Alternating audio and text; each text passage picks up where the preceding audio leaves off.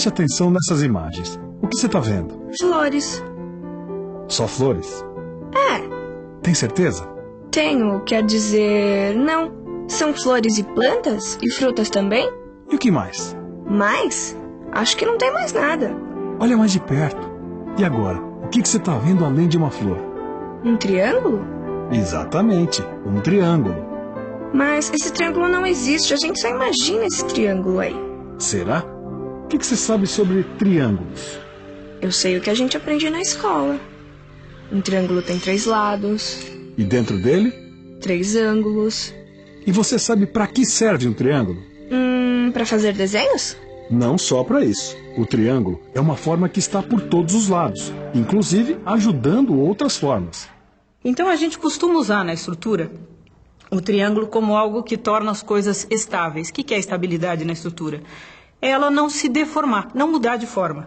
Na hora que entrarem as ações, as cargas, o vento, as coisas que vão exigir dela que ela trabalhe, ela vai responder a isso, aguentar o tranco, mas não mudar de forma. Isso é estabilidade. Para isso, então, a gente pega esse quadradinho e divide esse quadradinho em 2 triângulos. Não mexeu nunca mais. Em algumas situações, os triângulos são bastante visíveis, né? Numa estrutura de telhado, por exemplo, né, o que a gente chama de tesoura, né, ou chama de treliça, os triângulos estão bem aparentes. Por exemplo, fazer um portão parar. Né, a gente conhece aquele portão que tem aquelas longarinas, né, as ripas todas em pé, 2 na horizontal, e aí vem o sujeito e coloca uma terceira na diagonal, formando 2 triângulos que consiste justamente em desenhar essa estrutura, um caminho melhor para essas forças na estrutura do portão. Eu nunca tinha reparado nisso. A gente usa formas geométricas para construir um monte de coisas. Pois é, e a natureza também faz a mesma coisa. Isso é que eu acho difícil de entender. Se o triângulo é a forma mais estável, por que a natureza fez a gente com 2 pernas em vez de 3? Essa é uma boa pergunta. Será que também não existe um triângulo no nosso corpo, assim como em outras formas da natureza? O triângulo é uma estrutura sólida, mas a estrutura mais estável que existe. E por ser uma estrutura estável, na hora que um ser vivo vai buscar uma estrutura de apoio para se desenvolver, ele vai procurar uma forma estável. Como a forma estável é a triangular, a nossa coluna vertebral, apesar da medula em si ter um formato mais pentâmero, né, um formato de um pentâmero, ela tem na base um formato triangular. Por quê? A gente tem 2 espículas laterais e uma espícula central, dando uma estrutura de apoio triangular. O triângulo não é a única forma geométrica que a gente encontra na natureza. Veja as flores. Além das formas triangulares, elas podem lembrar um quadrado ou um pentágono. Caramba! Eu nunca pensei que o mundo pudesse ser tão geométrico. Pois é. Mesmo nas formas de vida mais complexas, a gente pode descobrir, escondidas, as formas geométricas. Mesmo num bicho esquisito como esse aí? Não sei, não. Veja como a gente pode criar formas geométricas bem complexas a partir das formas mais simples.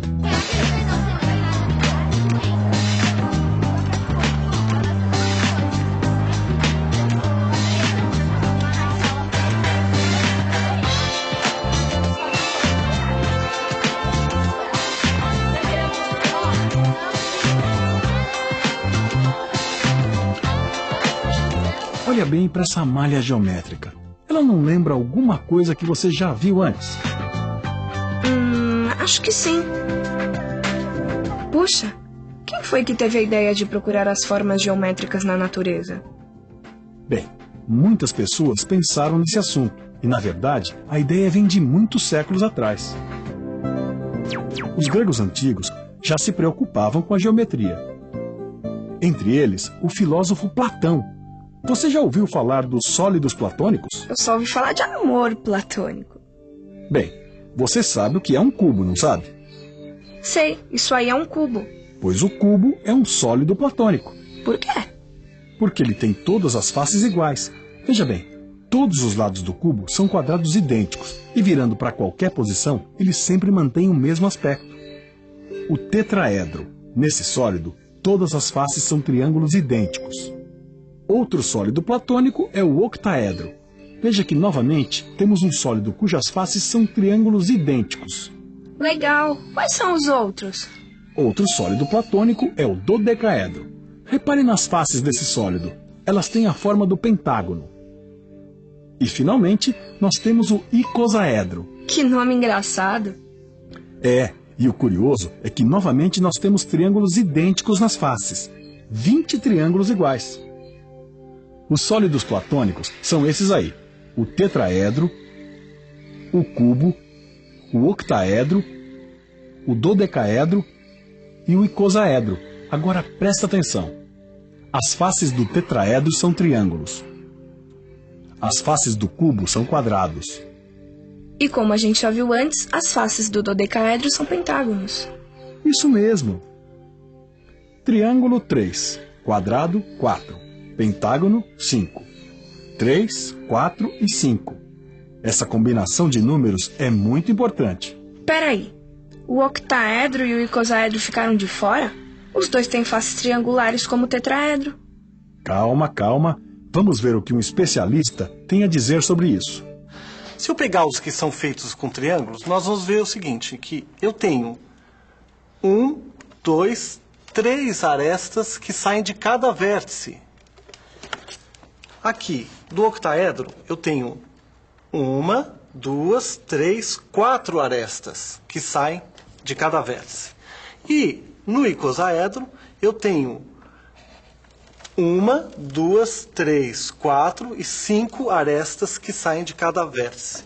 De novo, 3, 4 e 5. Os números 3, 4 e 5 também aparecem num triângulo muito famoso. O triângulo de Pitágoras. Nesse triângulo, um lado mede 3, o outro 4 e o outro 5. Você conhece esse triângulo, não conhece? Conheço. É o triângulo daquela fórmula chata que a gente tem que decorar. A soma dos quadrados dos catetos é igual ao quadrado da hipotenusa. Ah, você acha isso chato porque ninguém mostrou que existe uma relação entre a forma e a fórmula. Como assim? O Pitágoras resolveu dividir os lados desse tipo de triângulo em partes iguais. E ficou assim: 3 partes num lado, 4 partes no outro e 5 partes no lado maior. Aí ele fez o seguinte: desenhou um quadrado a partir de cada um dos lados do triângulo. Depois, o Pitágoras quadriculou os 2 quadrados dos lados menores, os tais dos catetos. Esses quadradinhos aí são todos iguais. Os azuis e os vermelhos têm o mesmo tamanho. Observe agora o que acontece. Viu só? Os quadradinhos no quadrado da hipotenusa são os mesmos quadradinhos dos quadrados dos catetos. E é isso que quer dizer a fórmula. A soma dos quadrados dos catetos é igual ao quadrado da hipotenusa. Genial! E essa fórmula vale para todos os triângulos retângulos. Puxa, agora eu sempre vou olhar para o mundo com outros olhos. Nunca pensei que a geometria pudesse ser tão legal. Eu sabia que você ia dizer isso.